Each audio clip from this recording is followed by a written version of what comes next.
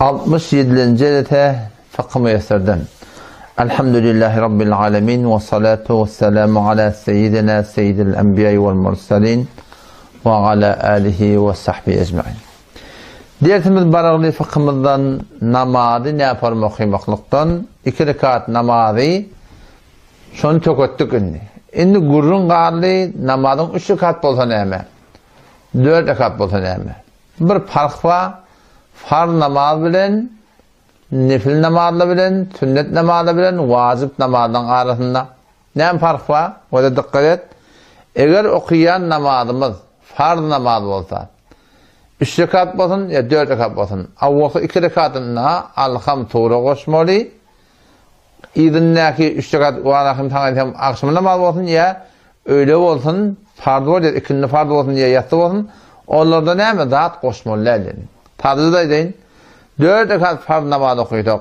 3 rekat farz namaz okuyorduk. Avval 2 rekatına alham tuğra koşmalı. Kalan 2 rekatına ne koşmalı? Fakat alham koşmalı. Bu bir kurun. Ol ne kadar anlatacak kurun. O da ne mi?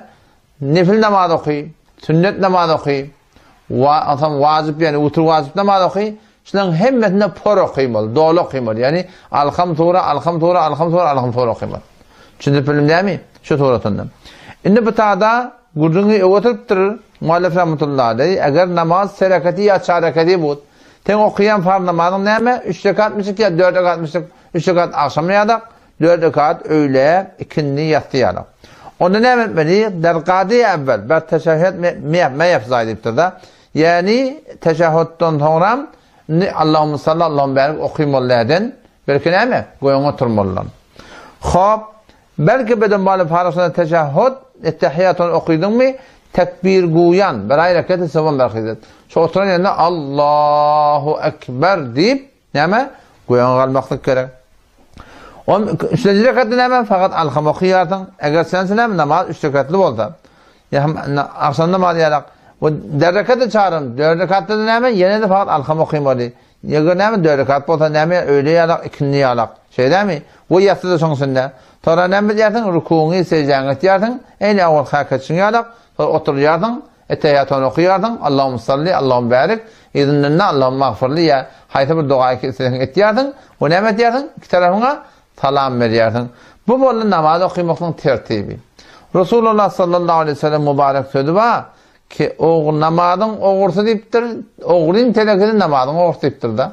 O da şu kardeşin namazı doğru torunu yerine getirmeli. Burada atla oluyor. Kâr atla oluyor, ödüğü belli olmuyor. Şimdi bir şey adatla var, adet ettirsin. Şu tatları ödün bilmiyorsun. Şu tayda Müslümanın aynası, müminin aynası, şol yanlışyan yerlemedi, birbirimize haberdar olup da, tücülükte, yekilikte edip ihtiram eden, şol ne etmek gerek? Birbirini tavsiyemek gerek. Hop. Bu böyle namaz okumakın tertibi. İndi bardak fazileti namaz cemaat. Namaz cemaatın hakkında arada birbirinden soradı namaz cemaata barmaklık Kur'an'ı geri mi? O Kur'an'ı geri şu. İlahi Sure-i Bakara'da 43. ayetinde Allah Teala ve rükû ma'ar râki'in diptir. Rükû edin, rükû ettiğiyle biliniptir. Ebu Yusuf rahmetullahi aleyhi şu ayet dayanıp İmam Adem rahmetullahi şagirine ne biliyor musun? Şu ne mi diptir? Namaz cemaata barmak farz diptir. Namaz cemaate varmak farz diptir.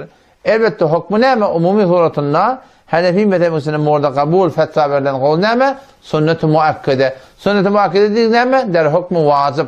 Yani var akım şu an terk etmeklik haram. Büdûnez odur namaz cemaatten kalmaklık neyme? Şu kulün haramdat. Okuyan namazın kabul bulmuyor. Belki neyme? Togabi yok. Fakat var akım neyme? Namaz okuymak diyecek ya inşallah ta'ala. O zaman şu kaydan namaz cemaata beter kaim durmaklık gerek. Resulullah sallallahu aleyhi ve sellem'de asada köp hadislerde namaz cemaatın faziletini açıklayıp aydıptır. İşte hadisinde şu formülüdür ki namaz cemaatın fazileti 27 beraber baştaki ne? Bir ödün okuyan namazından diptir.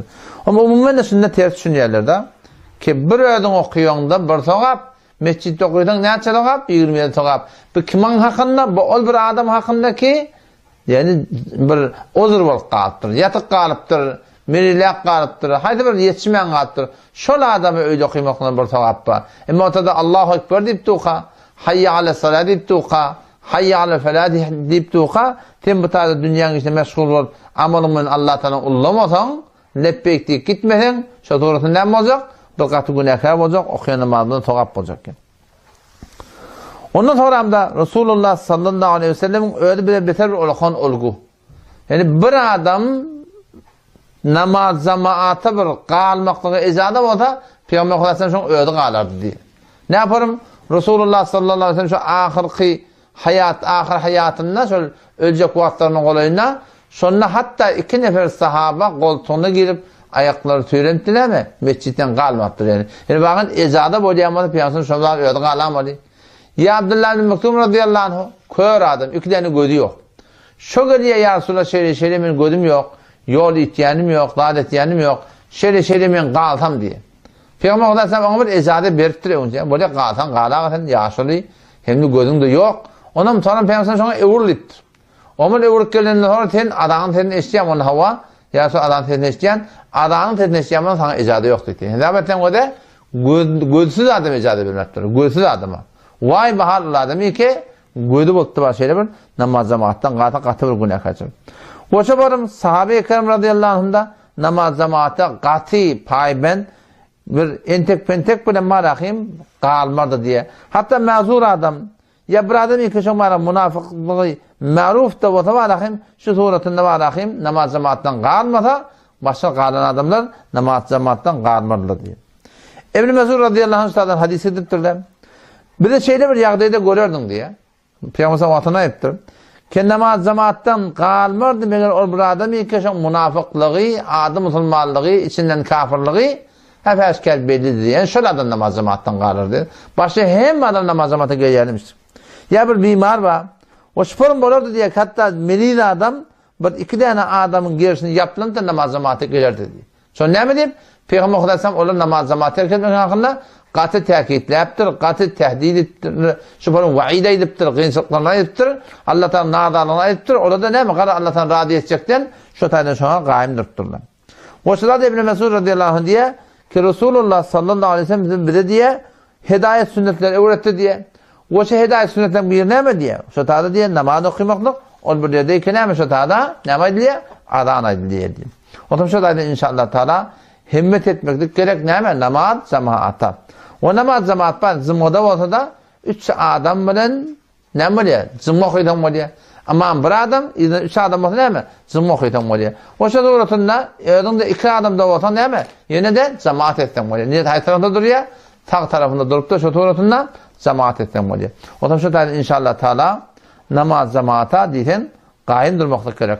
Hukmu namaz cemaat ne mi? Namaz cemaat ne mi? Hukmu ne mi? Sünneti muakkide der hukmu vacip yani. Vacip terk etmeklik haram, namaz cemaattan qalmaklık hem bilen bir haramda Allah'a takım. Meğer ki yan suretinde ozur olsa. Her kimin ozuru bolmasa, namaz cemaat terk etmek muhtab olsa, o dittir sadece çınlı günahkarlıktır. Şunun vacibı hukmunda oturuladı, terk edip dur. Allah hemce tevfik versin. Vesselamu aleyküm ve rahmetullahi ve berekatuhu.